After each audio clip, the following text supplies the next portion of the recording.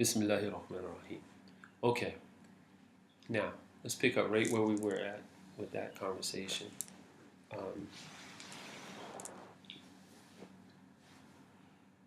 About spirituality. What was I saying? Bring me back to where I was saying. You were saying people base it on location. Right, geography. Thank you. So when we talk about all the great spiritual texts of the world, from, again, if we start in the Middle East, we're dealing with the Bible, we're dealing with the Torah and the Injil, the words of Jesus, and then we're also dealing with the Quran. All these books are connected through the lineage of the families that are in the scripture. They're all connected. They all go back to one family. Even Muhammad, they all go back to one family, to one beginning, and that is Adam. That is the beginning. So as the human family, this is my opinion that I have, has come to me through study. As the human family moved out into the earth in different directions, with the knowledge that was given to Adam from Allah subhanahu wa ta'ala, from the divine being, it evolved differently in different geographical locations. But you will see in these knowledges a common thread. A common, like in your garment you have threads, right? And you ever have a hem and you saw that thread hanging, you pulled it and the whole hem came out? See? It's a common thread. It's the same thing with spirituality, that there's a common thread that connects it. It is the downfall, really, of us as human beings to continue to divide. You know, there's no reason to divide. Why? Why should I be separated from my sister? Why should I be separated from my brother and my sister and my brother, right?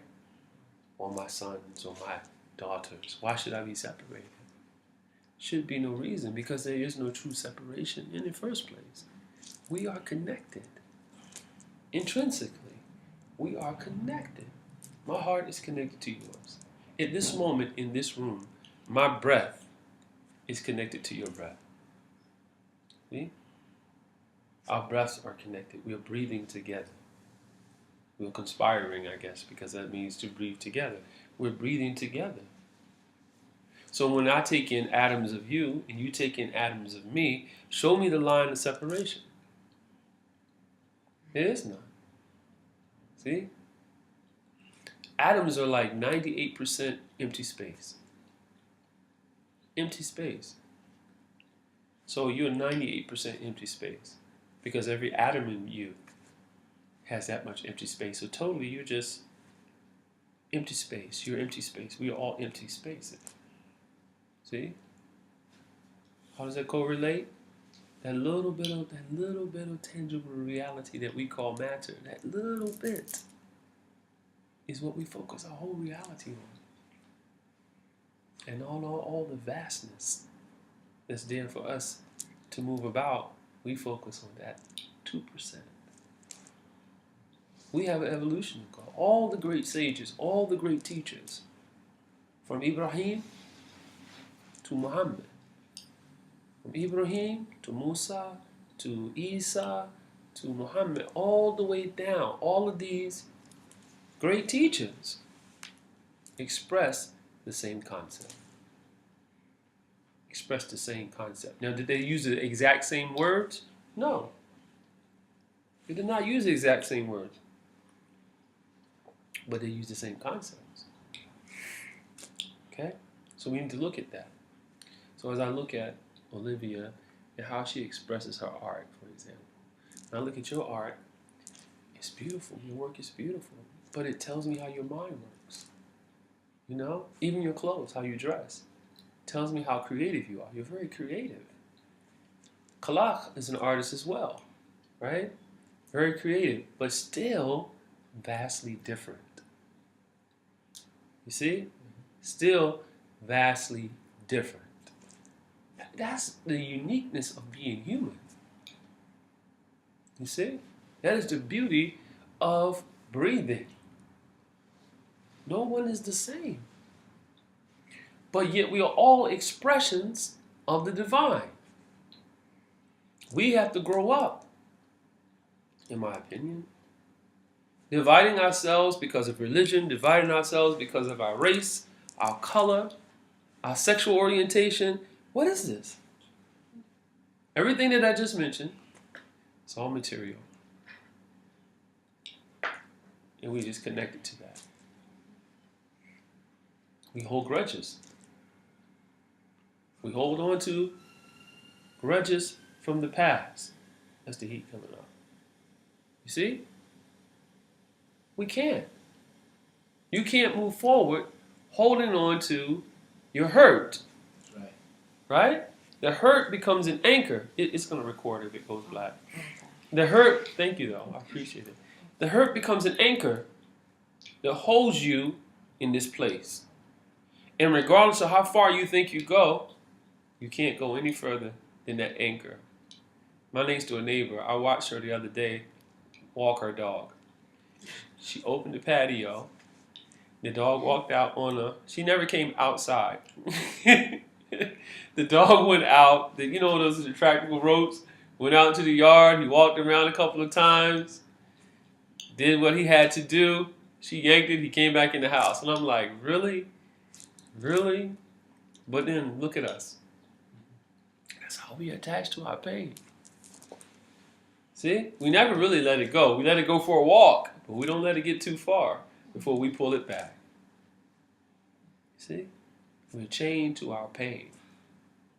And then we create a pain body that is collective, a collective pain body.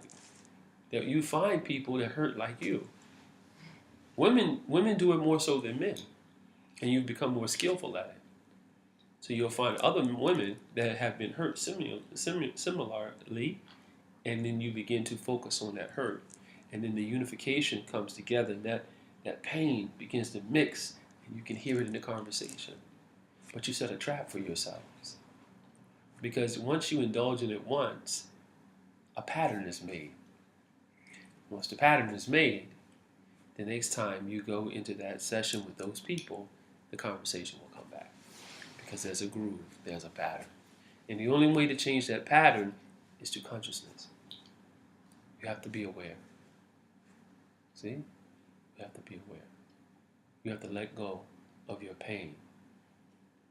You have to let go and let down your defenses. See? No one's here to hurt you. You always have a defensive posture. Comfortable. No. Open up. Open up. Stretch back. Come on. Bring your arms back. Let it come in. It comes in, we were talking about before we started, the solar plexus. Every aspect of this being is connected to organs, connected to energy, connected to life. Right? When we look in the scriptures, in the Bible, for example, not the target, but you're here. And I know you know the word. And she does too. She's a preacher's daughter. That don't mean It's no. a PK. Yeah.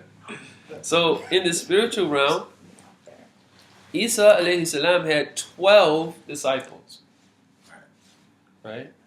But some writers, I love the writings of Charles Fillmore, where he outlines the 12 disciples as 12 potentials in man. And he shows us that there is a characteristic of Peter in every human being. A characteristic of Mark, Luke, John. See? For each disciple, Bartholomew, there's an aspect of that nature in us. And when we read the scripture, we're reading in a story form our own DNA, our own blueprint of how we operate as human beings. See the connection? Isa, master teacher. Master teacher. Here's a man, a human being, who came into earth through a woman, through the womb of a woman. And this woman is reverenced because she gave birth to this child. Right? Yet this being has the power to heal, to raise the dead to life by the divine's permission, to stop the wind, to make the lame walk, the deaf hear, the dumb speak, the blind see. He has this power. Yet, he came onto this planet, this plane of existence, the same way you and I did. Through a vagina. A yoni. Right or wrong? He came here through a vagina. That's how I got here. Is that how you got here? Did you come through one? Did you? You were young enough to be a test tube, but you came through a woman, right? You're young enough? So is she. So I say this to say, let's not debate the divinity of Christ. Whether he is divine, whether he is the son of the divine, because that all has truth. That all has truth. People misunderstand me because I'm Muslim. That is my religion. No, it's my nature. It's yours too. Salam. We are all beings at peace. Potentially. Potentially. Don't get caught up. I'm not a part of religion. I'm part of that which is eternal. Islam is not a religion. It's the nature in which we were created, which is peace. Which is divine, gave to human being as. You use a, as is a. Is that a preposition? As. Who knows English? Yes. As a religion. A simile. To make it be similar. But it's not. Why am I saying this? Because as we look at Isa and his spiritual divinity, he did feats 2,000 years ago that we're still talking about today. His feats were so powerful that we still discuss him every Sunday morning for 2,000 years. And that's incredible. In the Quran, there's a surah. You hear me quote it often. I'm going to quote it now.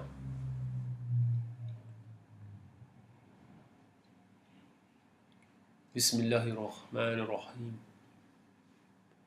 قل هو الله أحد الله الصمد لم يلد ولم يولد ولم يكن له كفوا أحد. I mean, what's it mean? What's it mean? Bismillahir Rahmanir Rahim. With the assistance of the divine reality, compassionate and merciful. The compassionate and merciful. The divine is compassionate. The divine is compassionate. So we should have compassion. The divine is merciful. So we should have mercy. We should display mercy. Not only on each other, not only on people you love, on people that you don't love. See? Not only on people that have treated you well, but people who have hurt you. You see? You have to have compassion. You have to have mercy. Not that it's something that you have to seek. It is what you are. It is what you are. This is why in that ayah it says, Bismi. Beh means with. And when we speak that, with the breath, Bismillah, with the divine, the breath is the unifier. You see? It is the unifier. This is why Sheikh Wawa Mahayyadeen, may Allah sanctify his seer, he said, with every breath, say, La ilaha illallah. Now, we all know that it is impossible to say something with every breath, right? But the concept, the thought that the Shaykh was giving us is, with every breath, deny the existence of any other reality. Lahi. There is no other reality but the divine reality. Don't take yourself so seriously. Don't believe that you're something that you're not. Don't believe that you're something. Stop. Belief is a lie. Know that there's only the divine reality. This is why Isa alayhi salam is still spoken of every week, at least once a week, in congregation for 2,000 years. Why? Because he never took himself seriously. Himself. He never took his personal self. I and the Father are one. Did he say that? He said, yes, he said that. He said, I and the Father are one. He said, when you see me, you see the Father. For the Father is in me, and I am in him. See, can you say that? You should be able to. People will look at you funny. Certain religious people will look at us funny. When you see me, you see the Father. See? In the Quran, it records his first words. His first words. Isn't that beautiful? Think of this. He's in the cradle. His mother, Maryam bint, what is her father? Zachariah? Yes. She's being challenged by the Jewish people because here's a baby and no husband. You know? Here's a baby, here's a woman, where's the husband? You know the law for adultery in those days? Was stone the guilty party to death. They didn't come to play with her. They want to know where this baby come from. You're not married to anybody. You see? So they come in. Guess what happens? They ask her all these questions. And she says, ask him. Ask the baby. Isn't that amazing? You know what he said? The baby spoke from the cradle. He says, I am the servant of Allah. I am the servant of Allah. That's what he said. He didn't say it in English, but that's what he said. Okay? He was able to answer all spiritual questions from the cradle. To be that gifted a human being. How old is he? He doesn't give an age. He said he was an infant in the cradle. An infant. There is another teaching, and deeply esoteric teaching, given to us by the great Avatar. He said that when Isa was 12, he was sent to Egypt, to Kemet. All roads lead to Egypt. He was sent to Kemet, which was his mother's homeland. Maryam was from Egypt. He was from Kemet. And there is where he was raised, because you have to remember, between 1 and 12, I'm on this master for some reason today, but I guess it's touching us. From birth to 12, we don't see him. From birth to 12, Herod sends out the troops to destroy him. He gets away. From birth to 12, we don't see him until 12 years old. He's in the temple. He's confounding these scholars. Right? He appears on the scene for 3 years or so. A few years. No, not 3 years. He leaves at 33 years old. He's gone. We know him from 12 to 33, but what about the 1 to 12? What about those years? The Avatar said he was in Kemet and he was studying in the pyramids.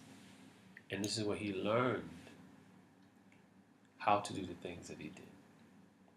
He learned it. When I say that to you, I'm telling you that this is our purpose.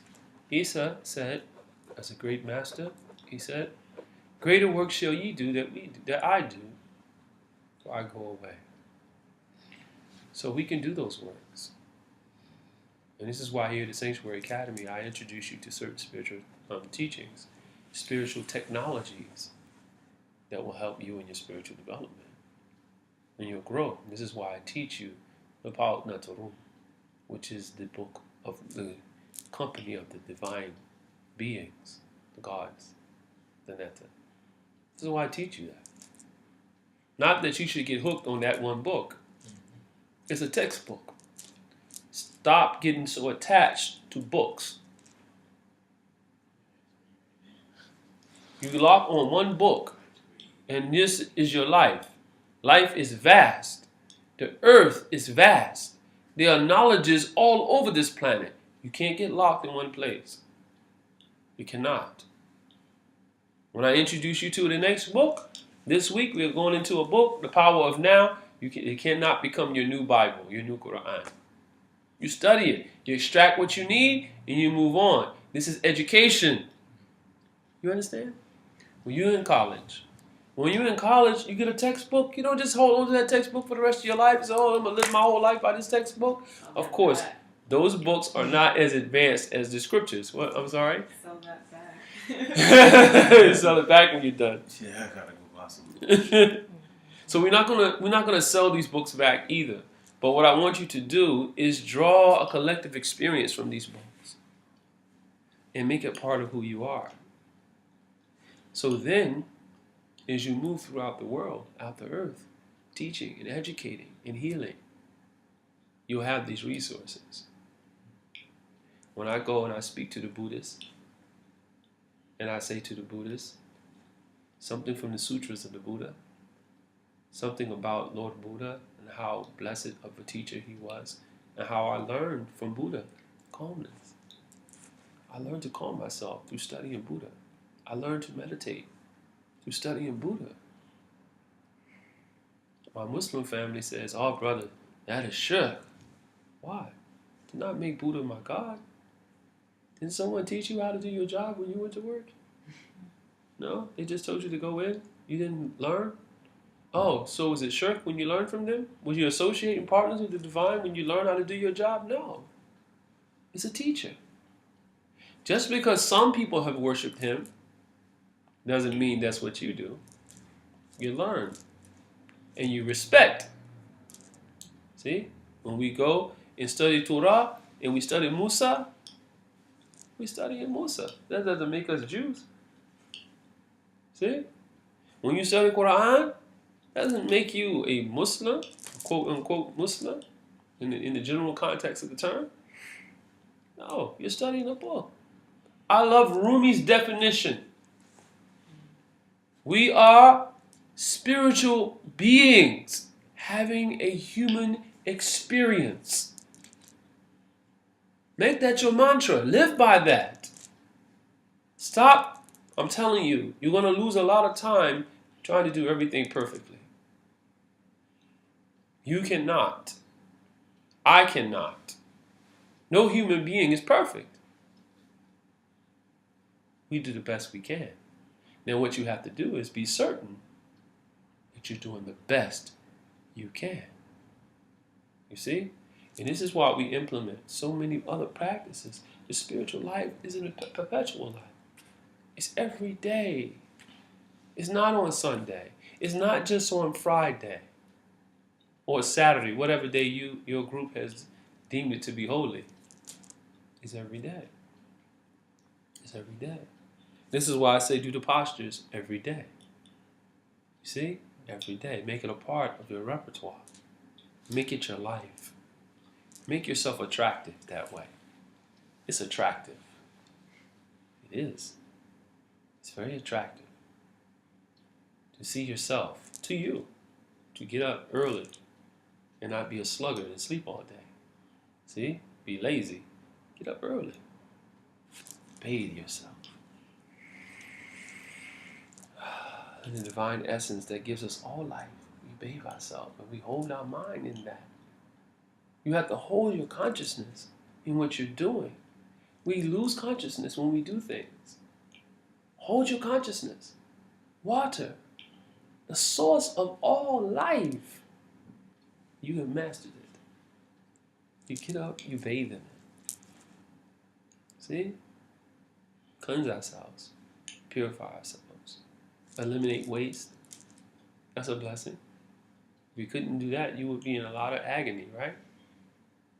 You get up, you eliminate waste. See my tummy getting flat? You eliminate waste. Don't be jelly.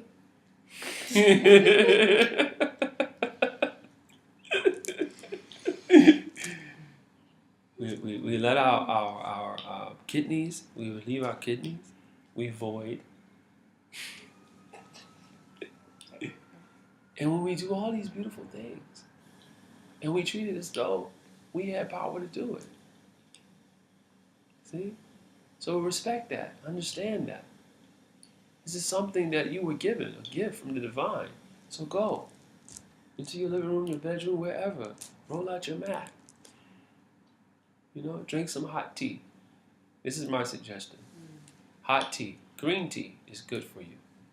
Drink hot tea. Honey, no sugar. Drink it down. Let it go down. While it's still warm. Warm your organs. Touch them. Rub. Massage. See? Touch your organs. Do Reiki on yourself. See? You two got Reiki certification next. Here. Here. Heal your organs. Work on yourself. Your lower back.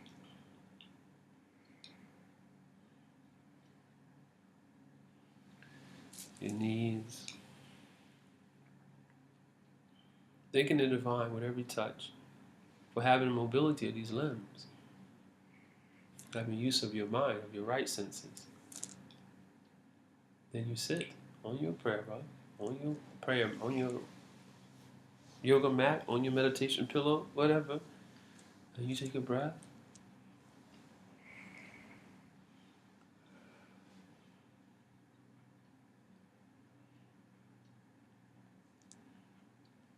Bring your awareness to your breath. Join me now. Bring your awareness to your breath.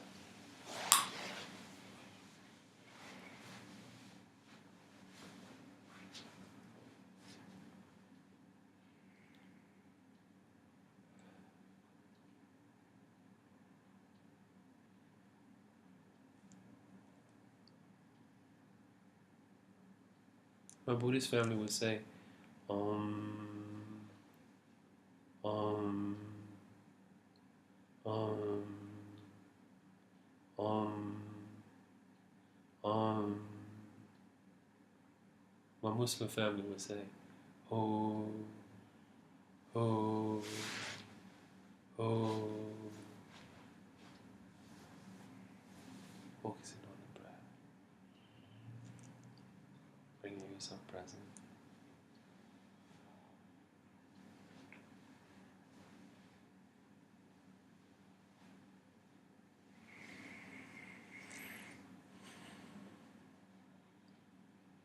When we become present, we should arise on our mat, perform the Ujjara, the sun salute,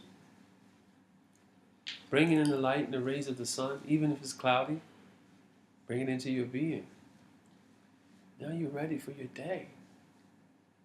Now you can greet another human being because you're at peace with this human being. How can we greet another human being? We are not at peace with this human being. See? Don't confuse yourself.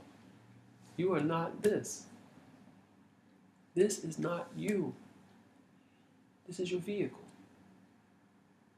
Respect is organic. That's the beautiful thing about this vehicle. That it lives, it breathes, it's organic. If you take care of it, it'll do well for you. See? See how I took myself out of it? I look at it as a vehicle. It's not you. It's your vehicle. It's your avatar.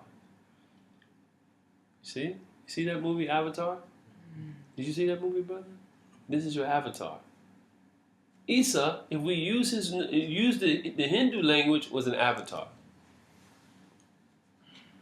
I like that language because it says an avatar is when the divine is incarnated in a being, a human being. See? You use the divine power, the energy. We call it Reiki. We call it Sahim. You can call it bioelectrical energy healing. Modern language. Right? But here we are summoning the energy within our being from all around us and directing it to heal another, to take pain away from her knee, right here, to take it away. See? So you feel that pain's talking to you. See? But you have to be aware. This is why I say to you, and anybody who's my student, even those who are going to be watching this video, I say this perpetually. Pay attention to details. To details. Pay attention to details. Close your eyes. How many times have you seen Olivia? You don't know, right? You can't count? A decent amount. What color are her eyes? Brown? Blue?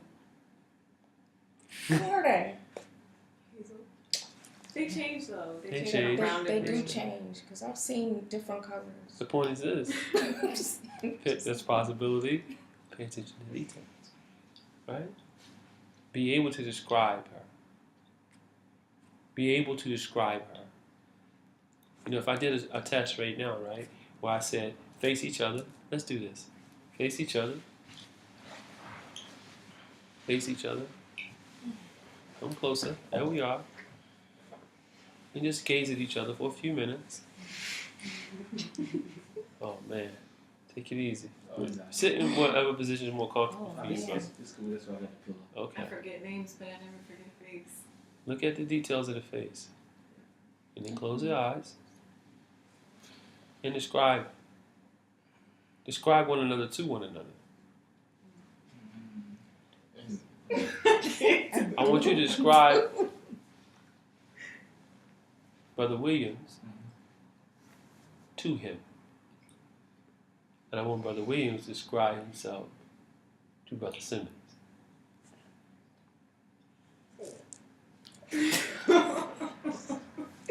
Eyes, facial expressions. Tell him what you see. Tell him what you see, and then it'll be your turn. Tell him what you see. Pay attention to details. Brown eyes, eyes red.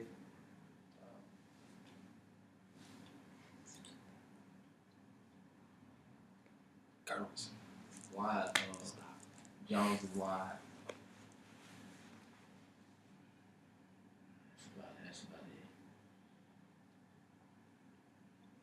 That's all you see? What about his hair? Okay. He doesn't have any hair. He don't have it. Okay, very good. That's good. So would you be able to describe him tomorrow, next week, another day? Mm-hmm. Right. If I see him again. No, if you don't ever see him again, can you describe him? Mm-hmm. Okay. But Williams, what do you see? I see myself. Ooh, Because I know that this unity is an illusion, it doesn't exist. that's a good point. So when I look at him, really look at him, I see myself. That's some details. Red pill or blue pill. Yeah, that's nice. That's good. Now, if you never saw him again, could you describe him to me physically? Mm-hmm. Very good. Yeah. Very good. Why? How? How can you describe him again? I want to explain it scientifically. What mechanism in your consciousness will allow you to describe that man again? Either of you. I draw lifelike portraits and photographs, so Yeah, you do. I see that kind of stuff. So I see that. Yeah, I don't have to see him again. I know what he looks like. there you go. I could describe him too. It's good. Because you look at the different shapes and things like that. Right. Because there's no lines in the face, it's just shapes. So the subconscious mind holds it. Yeah. Takes a picture. It takes a picture, and it has you. It has every gesture, every move. It can describe you in every detail. It's a beautiful thing. You see? So what you have to do is allow it, tap into it. Tapping into the subconscious mind is going to make you better spiritually because you'll pay attention to every detail.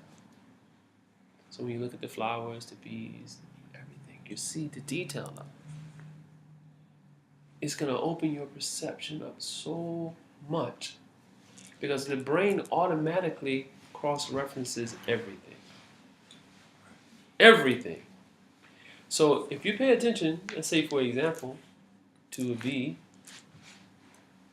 right, and how it goes about the plant collecting the pollen, and you see another situation somewhere else that may be similar, and you look at that, subconsciously, your mind compares the two, and you have a correlation now between the bee and whatever else you were watching. It gives you an answer. It gives you a solution. This is really going to help you when you go into, when we talk about aura reading, when we talk about, this is going to be very helpful in aura reading. It's going to be very helpful when we do how to determine if someone's lying through facial recognition. When we study that, it's going to be very, very, very beneficial to you in your spiritual evolution. It trains you to become more aware of everything that's around you. This is how we control our spirituality. You have to control it. We got too many people that have spiritual gifts that are not using them. Or they don't know what's happening to them. They get rushes of information in the mind and they're losing it. You see? So we have to master that. I like the way the brother worded his piece. He sees himself. He sees himself. That's true on a scientific level because the observer is the observed. I only can see myself. See? And really, even that is an illusion. Again, 98% empty space. So the distance between the edge of an atom and the center, or the proton and the electron, would be the distance of the center of a football field to the top of the stadium. If it was that large, that's a lot of space. That's a lot of empty space. So in that empty space, we can slip between the lines. What do you think about that? We can slip between the lines. Thomas Jefferson wrote, both read the Bible, day and night. You see black, well, I see white. What was he saying? It sounds like perception, but if I go deeper More into simple. it, it sounds like Very simple. he's looking at the pages, you're looking at the words. He's looking between the lines. Yes. We both read the book. You reading the words, I'm reading between the lines. We can slip in between the lines. Right? If there were no spaces between these keys, it would be one big key, there'd be chaos.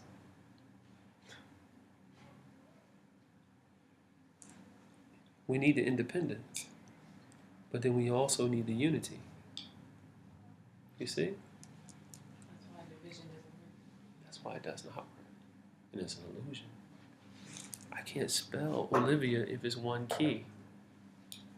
But I can with all the keys. You see? It sounds like it's common sense, Key to life, boy. but it's not. It's not common. Because everyone's not thinking. They said common sense ain't too common. I've heard that. We're not thinking. And we are thinking, listen to me, we are thinking, but we are not thinking. We are thinking, but we are not thinking. We are not doing the thinking for ourselves. You have allowed your brain, your mind actually, to possess you. And now you are not even in control. It's in control. It does whatever it wants. Isn't that something? You have to control that tool called mind. Bring it back under order of the divine soul. And now you use it as a tool that it is. Right? Okay.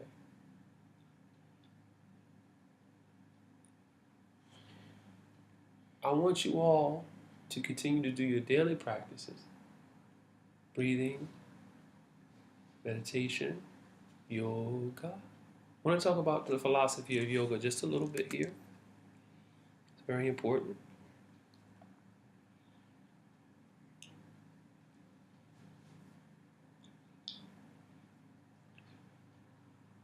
Oh.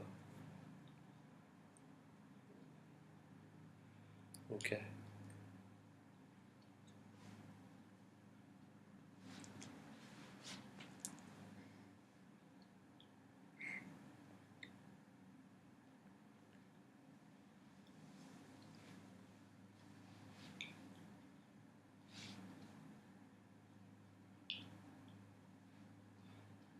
You all right? No, I'm just joking. Just trying to help. I know you can't see too well. Ooh, and my little daughter there, she's so special. Okay. You've heard me all say very often that all knowledge comes from Kemet. All comes from the pyramids. But there was an existence before that. There were countries before that. There were knowledges, there was information before that. But for this era that we live in now, most roads stop in Egypt. The oldest known religion in history is being called now Netarianism. Netarianism. The term Netarianism is derived from the name Shatut Neta. Neta means the hidden divinity. The hidden divinity. It is the ancient philosophy and mythic spiritual culture that gave rise to the ancient Egyptian civilization. Those who follow the spiritual path of Shatut Neta are therefore referred to as Netarians. The fundamental principles common to all denominations of the ancient Egyptian religion may be summed up in four great truths that are common to all the traditions of ancient Egyptian religion. Ma'ur ne Shut Neta. Great truths of the Shunet Neta religion. What am I bringing this up? Because as we go further into the Palut Netaru, we left the book, but now we have to go into the practices. And as we go into the practices, the daily truths that we found in that writing, as we move those energies from the head, from the physical body, to the higher spiritual reality, it's all about the mastery in between. It's all about the mastery in between. So we have to master our physical bodies. We have to master our breath. We have to master our appetites. See? We have to master all of that to have a peace, to rid ourselves of attachments. We have to master it. Now, when I say master, I don't mean in the context is that you'll be completed. I mean in the context is you have to work on this daily. See? We have to work on it daily. Be a complete spiritual being. Look at any teacher that you choose. Did Buddha meditate? Yes. He didn't just say that he meditated. He actually did it. See? And we see the outcome. Did Muhammad Meditate. Yes. He was meditating in the cave when he received the revelation of the Quran. Muhammad meditated. Did Jesus reflect? He was on the Mount of Olives. See? We may not call it meditation, but he was reflecting. See? He was in prayer in the Garden of Gethsemane, talking to the divine. See? Do you talk to the divine? Where's your Garden of Gethsemane? Where's your garden? It's your life. You're in your garden. There's a verse in the Quran that says, gardens wherein rivers flow. Gardens where rivers flow? That's you. See my rivers flowing through me? Is it a garden or is it a wasteland? A garden means life is there, something is growing. This is the grand achievement. See? What did you eat today? Did it have a face? Did it say moo? Oink? Did it puck at the ground? What am I saying? Let's try not to eat those animals. Let's attempt not to. If you do, it's not a sin if you respect the creature. But what's healthier for your temple? I'm not talking about a philosophical concept of not eating meat. I'm talking about what's healthy for your body. More vegetation is healthy for your body. Less processed foods is better for your body.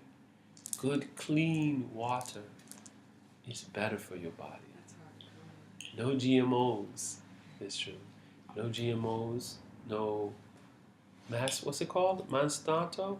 Monsanto. All of this genetically modified. It's a company that controls all the seeds. Oh, I saw that movie. Yeah. Okay. If you don't read what's on the back of that And DuPont. labels, you ain't gonna know what's in it. So when I go to the store, I read everything. I read everything. You got one thing on there I know that if I don't understand it, I'm not buying it. That's interesting. If I read it, I don't understand that word, I'm not buying it. And hydrogenated oils are really bad for your body too. What you say? Hydrogenated oils. Learn that in biology. Hydrogenated oils, like for example, when you put powdered creamer in your coffee, that is a hydrogenated oil. It's not cream. It's not milk. Not from a cow or anything. You know. So the concept here is that I'm not telling you to become a fanatic. You live your life as you choose. But what I am saying, we need to be more conscious of what we take into our bodies. You understand? Because a lot of us are conscious across the board in other ways. We look at the food. We do recycling. I recycle. I hate to see someone not. You know what I mean? Sometimes I go to work sites and people throw cans in the trash. It looks crazy to see a can in the trash. It doesn't belong there. It belongs in a recycle bin. Something plastic belongs in a recycle bin. We have to be more conscious. If you have land, you have a home, make compost. You know, so you can grow more food. But we must do these things. You know, you talking about, say it again, Monsanto, who owns the seeds. You know, we talk about GMOs, genetically modified organisms. We have to not only eat fruits and vegetables, we got to find out what is organic, what is healthy, that has not been altered. We are living a scientific world. We live in a science fiction movie now. Do you hear me? The day of Star Trek, when a pill came up and they ate whatever that modifier made, is here. You see? 30 years ago, Captain Kirk had an iPad. 40 years ago, on a TV show. Now we actually have an iPad. Pokemon, you could call people on video and everything. On Pokemon, right? On the Jetsons before that. You see? Space Ghost. Now look, it's common. I can pick up my phone and call my daughter in Atlanta and see her right now on this phone or on this computer. You see? It's common. So everything that you saw that was beneficial to humanity, that they put in films, also the negative things are here. Paying attention to your food is important. It is called being aware. Energy follows awareness. Energy follows awareness. Energy follows awareness. Lay off the soy, the tofu. Eat vegetables. You find it hard to eat the vegetables. You can get protein from beans. From beans. I'm having beans today. We get protein from beans. And once you stop eating it, guess what happens? You don't have a desire for it. For me, personally, negative reinforcement helps with my diet. Because I care for animals. I can't see them hurt. And when I see, cow slaughtered or lamb, or they cut the beaks off the chicken so they can't eat, so they can't peck, and they stick them in a cage and they leave them there until they get big enough. They never walk. They give them hormones now to make the breast bigger so that companies who sell breast meat can have more meat to sell to their customers. More blood is being spilled on this planet than ever before in the history of human beings. Human blood. 200 girls went missing in Africa the other day. Oh my God. 200 at one time from a school. Why do we have time to talk about foolishness? Why are we discussing entertainment? Movie stars. We're talking about that in my logic class right now. Really? Mm-hmm. Makes sense. We should be discussing how we're going to stop this criminal activity going on our planet. We should be having conferences on this perpetually. We got to find out how to heal humanity. And the answer is not outside of ourselves. The answer is inside of ourselves. But we have to become more in tune with the earth. And the only way to do that, in my humble opinion, is that we have to connect back together. Get our connection back to the earth. You came from the earth. Your food should come from the earth. You see? Respect it. Eat it properly. Digest, eliminate, stretch, meditate. Offer compassion. We live in the best state right now to get organically grown foods and free-range animals. Yeah, You absolutely. can go out to Lancaster and get that stuff for so cheap. Yeah. Here, yeah. A lot of places don't have that. It is true. It is true. Any questions?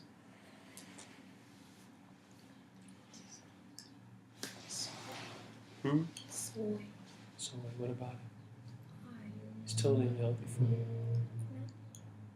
It's not digestible by the human body. It's very hard for the body to digest soy. Soy is initially grown for its oil properties for machineries. It almost messes with your well, I don't know about females, but I know what males use it messes with your testosterone levels. Yeah, it has estrogen. I don't want estrogen. I'm just Too much estrogen is not good for a woman. Just like too much estrogen is not good for a man either. You should have a balance. However, soy can be grown like anywhere. It's a cheap food. It's very cheap to grow. So they can go to a large field. Now they have the ability to plant it from the sky. Spray it on the ground. It could be weeds there growing. The soy will grow. They'll come back and put another spray on that kills the weed and not the soy. Then they'll harvest the crop and sell it to you. And that spray also creates super bugs that That's are, right. That's right. yeah. Yes. Well, how am I gonna find a replacement for hot wings? I like hot wings What's that got to do with soy? because Tofu? my replacement is gonna be tofu. Hot wing. Yeah. Really? Is that your concern?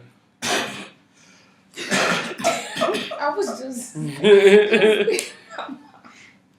Out of all of that. And that's, No, we no, just no. recorded that. I understand. Everybody's It's going to just- hear you be concerned about hot wings.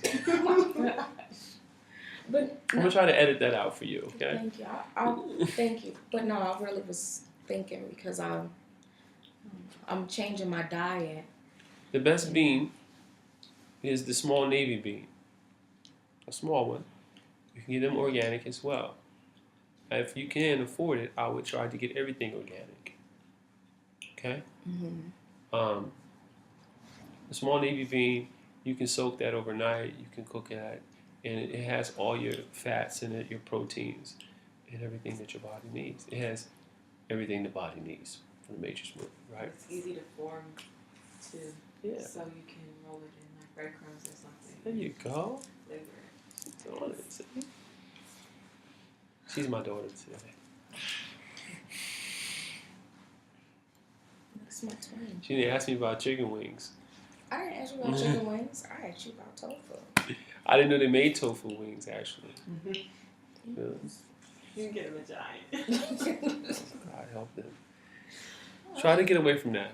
Really attempt to. I mean, in the grocery store, for example, and I know we're off topic a little bit, but in the grocery store, the perimeter is where you want to shop. You know, the perimeter is really where you want to shop. So you want to go where all the fresh foods are. If you eat meat, the frozen meat, the fresh meats are on the walls and stuff like that, the dairy products. I personally, I'm a vegetarian. I'm saying this, I'm not a vegan. I eat eggs, but I attempt to purchase free range because I don't want to eat a chicken that's been tormented. The chicken is the most tortured animal on this planet. It is the most consumed animal over beef. It is treated way more harshly than beef. The regulations for beef are totally different. Okay? So you're consuming fear because the animal's afraid. You just saw Froghorn Leghorn get his head cut off 2 feet in front of you. Now it's your turn. So when his head gets cut off, the adrenaline, all the chemicals that you're eating. This is why in Islam we eat halal, but it's also called zabihah. And zabihah is the way the animal is slaughtered. So the correct way to do it, and they've commercialized this too. And so you can't even really, you can halal, but it's not really zabihah. Zabihah is when the animal is calm, relaxed, like a lamb or sheep or chicken. Any animal that they're going to slaughter to eat, the animal has to be relaxed. The blade has to be extremely sharp. The throat is cut very quickly. One strike. The animal bleeds out. He doesn't have time to get angry or is afraid or any of that, so that you don't get the adrenaline. And they hang him up by his hamstring and drain all the blood out. All the blood. That's if you eat animals. Sheikh Bawa Muhayyiddin, may Allah sanctify his seer, he told us not to eat meat.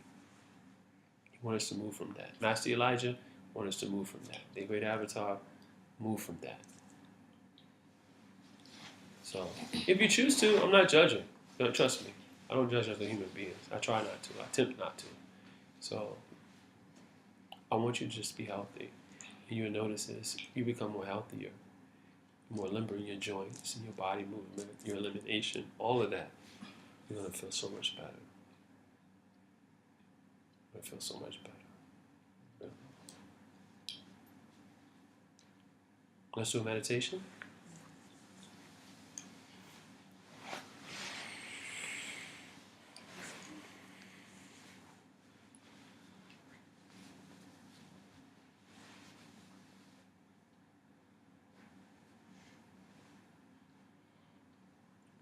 Sit comfortably and close your eyes.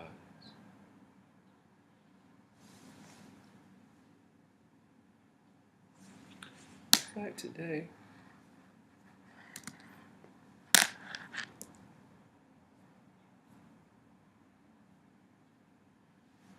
Yes.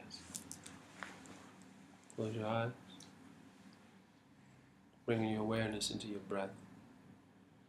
Being very aware of your breath. Focusing your attention on your breath. Take a deep breath. Allow your stomach to expand, the diaphragm to expand.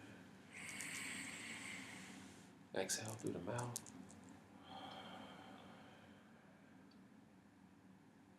Again, in through the nose. Out through the mouth. In through the nose.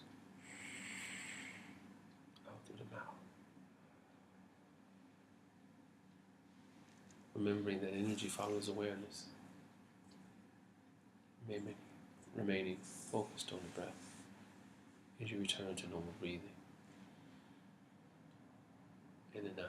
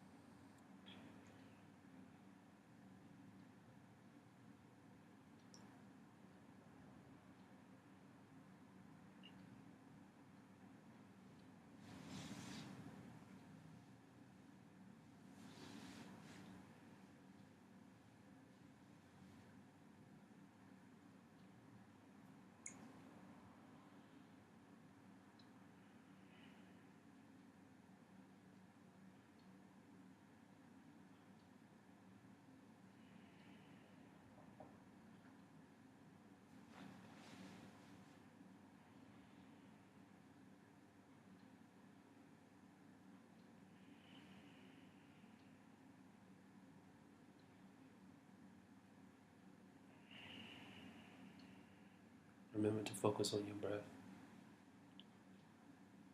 And when your mind begins to wander, bring it back.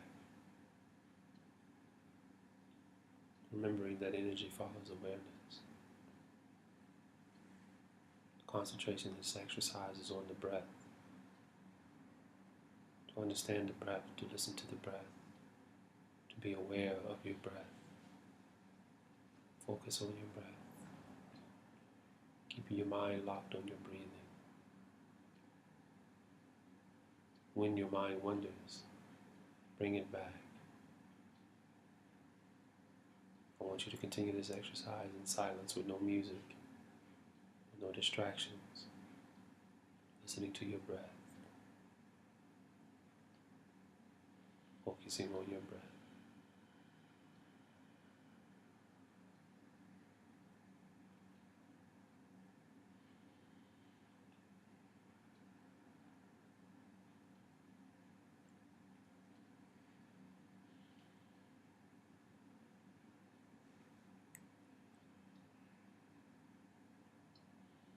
Continue to breathe and focus your awareness on your brain. Begin to think about your brain. Visualize what it looks like. Visualize your brain. Visualize deep within your brain the pineal gland. Visualize the brain stem. Visualize, if you will, the texture of your brain, the blood, the veins. Smile.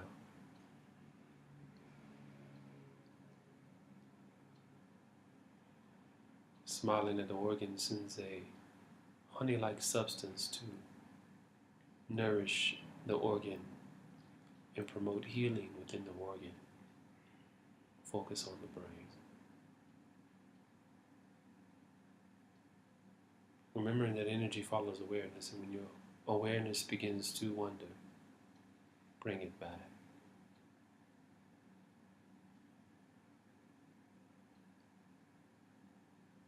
Move your awareness to your eyes. Focus on your eyes. Imagine them. Imagine what they look like on the inside.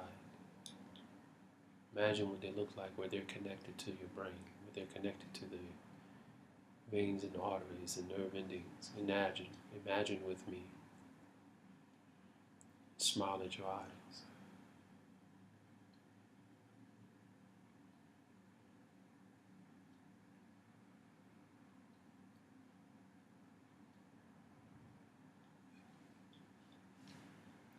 When When your mind begins to wonder, bring it back.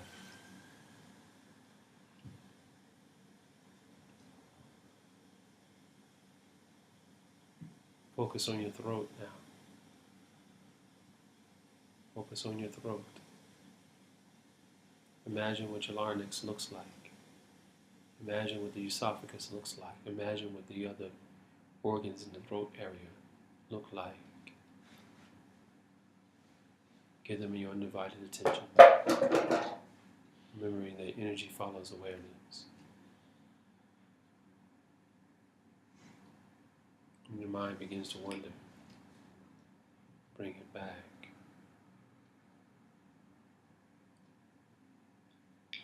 Don't forget your breathing. Maintain your breathing.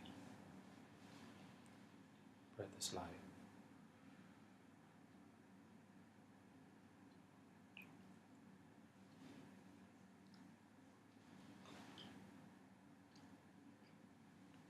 Breath is prana.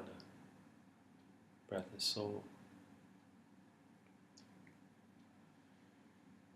Bringing your awareness down to your heart. To your heart. Visualize your heart. Imagine what it looks like. And as you imagine what your heart looks like, as you visualize the heart, imagine the arteries and the blood veins and everything that's connected to the heart. Imagine the blood coming in and out, the ventricles. Imagine there's a beating. You can see it through your mind's eye. Imagine how it operates. As you look at it and you know that it maintains you, that it is a gift from the divine reality, smile at your heart. It is the unseen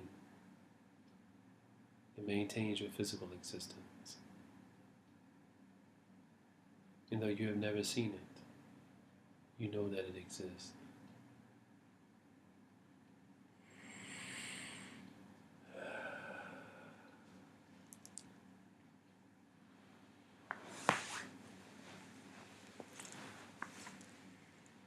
Moving your awareness now to your lungs. Focus on your lungs, your left and your right lung. Maintaining your awareness. Maintaining your breath. We are smiling at the lungs now. As we use them daily to breathe, take into oxygen to our bodies. Focus on the lungs.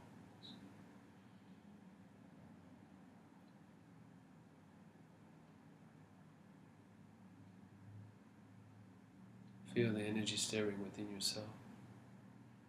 Feel Sikkim moving, elevating you. Very good. From the lungs now, move your awareness to your intestines, your large and small. Move your consciousness to that area of the body and focus.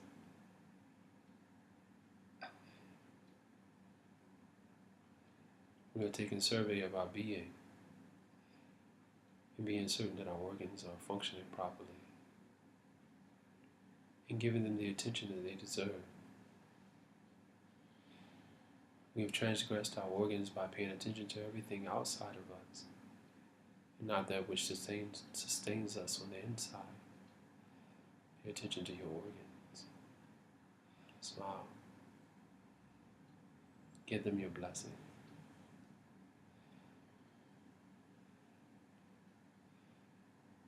Moving your awareness now down to your liver. Giving your liver its awareness. Giving it energy, love, and light. Smiling at the liver. And the pancreas. And the stomach. And the appendix. Smile at all the internal organs. Moving our awareness down to the genitals. Sister, smile at your yoni. Brother, smile at your phallus. Sending healing energy into your sexual organs, healing your testicles, healing your ovaries, healing your reproductive system. Heal yourself. Know thyself. Heal your rectum. Healing energy into the rectum. Smile at your rectum.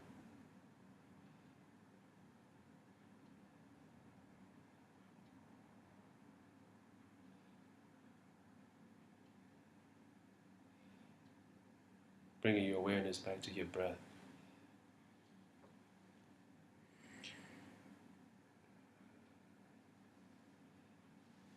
Remembering that energy follows awareness. Energy follows awareness. Repeat after me. Energy follows awareness. Energy follows awareness.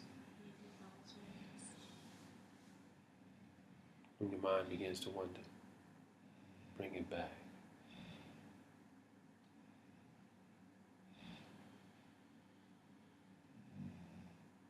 Focusing on your breath, remembering this as we close our class today.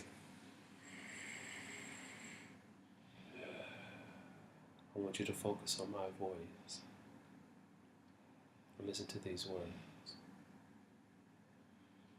There is a place in your mind that is totally suggestible, that is completely suggestible. When we can find that place, we will stop and find peace and be at peace. Imagine with me that place of peace. In your mind, there is this place. You are now one with that place.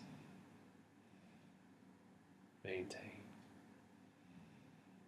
love and light.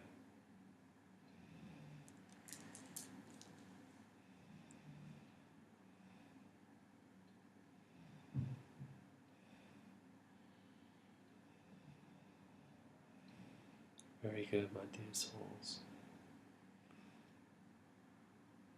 I shall make dua now. قل أعوذ بالله من الشيطان الرجيم. بسم الله الرحمن الرحيم. الحمد لله رب العالمين. الرحمن الرحيم. مالك يوم الدين. إياك نعبد وإياك نستعين. اهدنا الصراط المستقيم. صراط الذين أنعمت عليهم غير المغضوب عليهم ولا الضالين. Amen. I pray that each of you, my students, will study this week and come into awareness of the self.